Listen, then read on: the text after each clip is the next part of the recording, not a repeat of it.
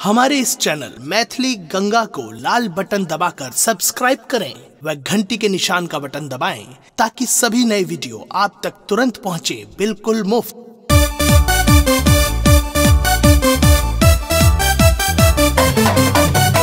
अपने सुन रहल छी गंगा कैसेट के प्रस्तुति।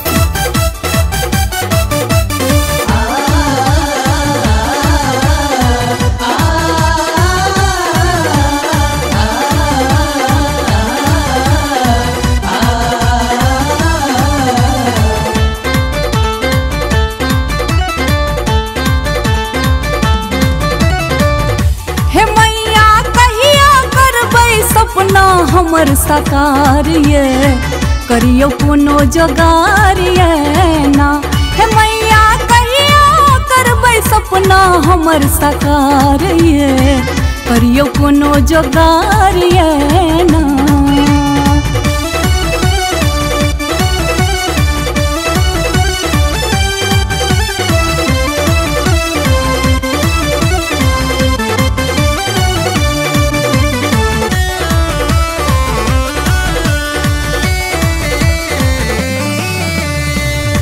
हो मन में लागल एक ही आश करी तो वही शरण में वास। हो मन में लागल एक ही आश करी तो वही शरण में वास। हे मैया कहिया सुनबै गरीब के पुकार ये करियो कोनो जोगार ये ना। हे मैया कहिया सुनबै गरीब के पुकार ये करियो कोनो जोगार ये ना। हे मैया कहिया करबै सपना हमर साकार ये करियो कोनो जोगार ये ना।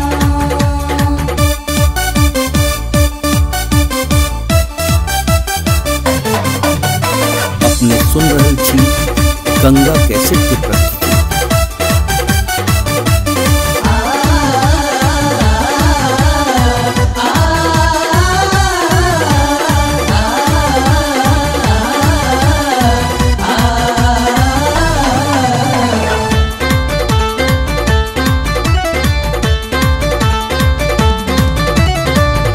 हो डूबै बीच भंवर में नैया आह छोड़ दोसर न खेवैया। हो डूबै बीच भंवर में नैया आह छोड़ दोसर न खेवैया। हे मैया जल्दी लगबो नैया हमरो पार ये करियो कोनो जोगार ये ना। हे मैया जल्दी लगबो नैया हमरो पार ये करियो कोनो जोगार ये ना। हे मैया कहिया करबै सपना हमर साकार ये करियो कोनो जोगार ये ना।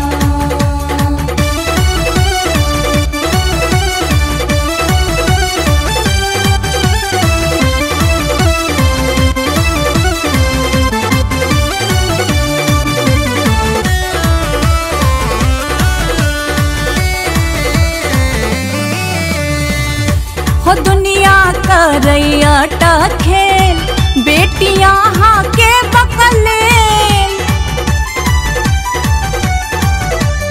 हाँ दुनिया करैया टा खेल रश्मिया हाँ के बकले।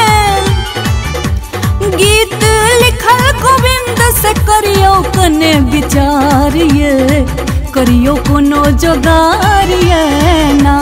गीत लिखल गोविंद से करियो कने विचार ये करियो कोनो जोगार ये ना।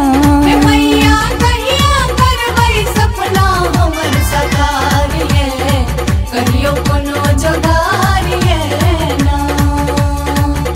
हे मैया कहिया करबै सपना हमर साकार ये करियो कोनो जोगार ये ना।